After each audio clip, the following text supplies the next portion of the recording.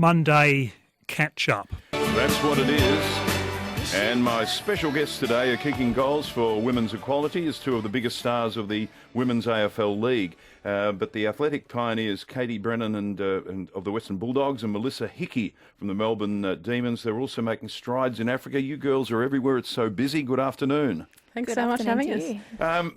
When did you decide that you wanted to play footy at the highest level, or is it just something that's evolved? I think for me personally, I decided when I was 5 or 6 years old. Oh. Right back in Auskick. Absolutely loved the game and have played ever since. So I made the move down to Victoria to play for the Darebin Falcons and the Western Bulldogs. And it's that time now that we're able to live out our dream, and it's a very exciting time for women's footy. Incredibly exciting. Tony Tardy has just finished those push-ups I was telling you about. 45 after every bulletin. And Melissa, you're from Geelong.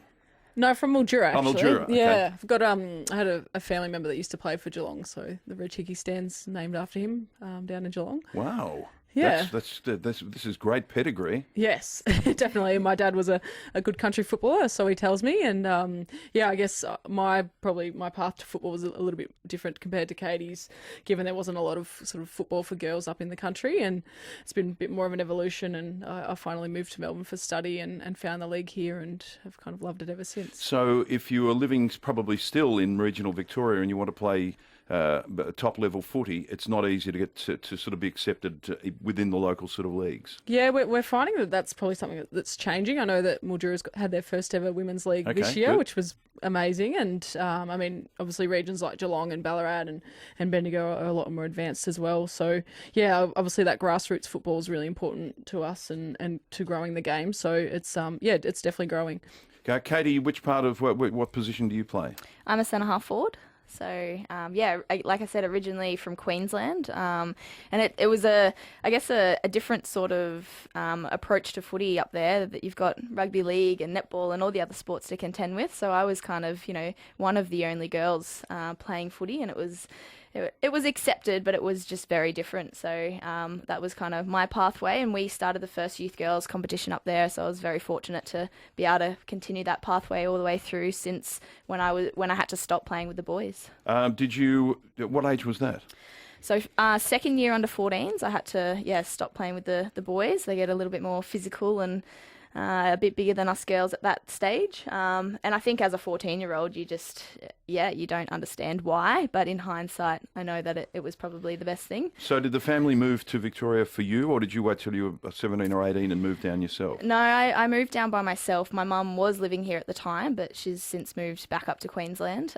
So the first year I had her, and then, I've been here nearly 5 years now. But like any team sport, you create your own family within the Darebin Falcons Footy Club and all your mates that you have down here, and have just opened a gym as well. So that's kind of, all your clients become your family too. Melissa, which part of the ground?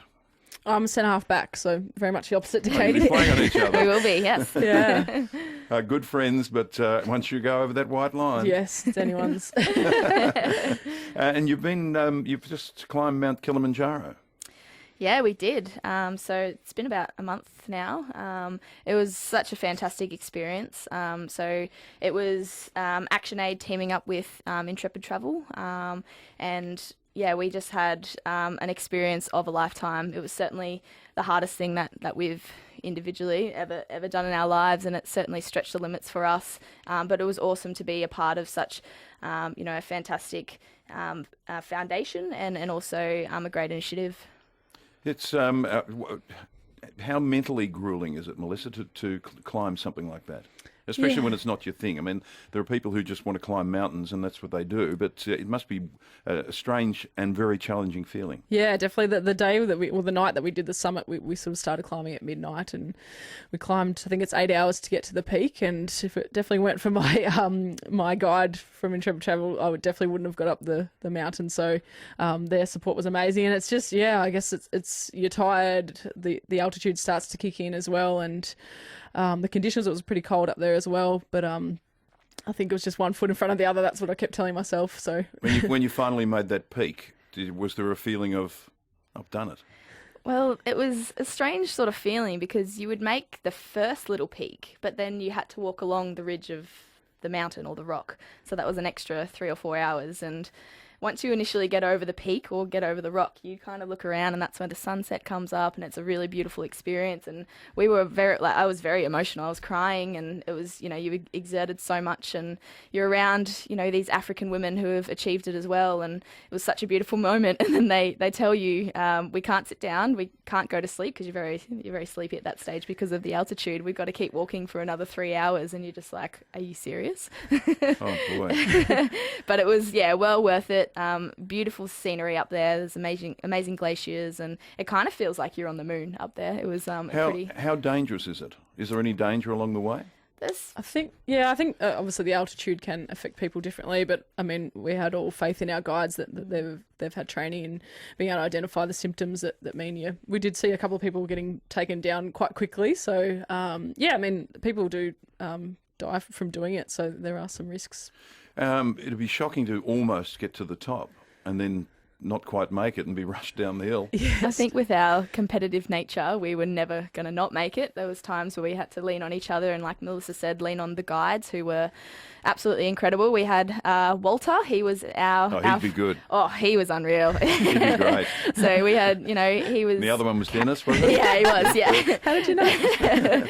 No, but Walter... he was carrying our pack for a little bit. I had a thumping headache, and gave me a head massage at one point. Another girl was vomiting, and he was unbelievable. And I know that if we didn't have him, it would have been a really tough experience. How far into the journey was it before you felt comfortable with who was looking after you? And was that a reassuring feeling, knowing that these people were really pretty special? Oh, it's almost instantly. Yeah. I think. I think some of them have climbed it sort of over 200 times. So, they've definitely got the experience. And then as you're walking up, you see the porters kind of carrying 20 kilos on their backs and just racing up there. They're literally almost running up the top. So, and then, just as the more and more we spoke to the guides, you really got a sense of how experienced they were. And I think a lot of them mentioned as well how well they were treated and really loved working with Intrepid Travel. So, yeah, we always had faith. Yeah. Joining me for the Monday catch-up from the Western Bulldogs, Katie Brennan and Melissa Hickey. From the Melbourne Demons, if you have a question for them, by all means, 96900 693 13 13 32.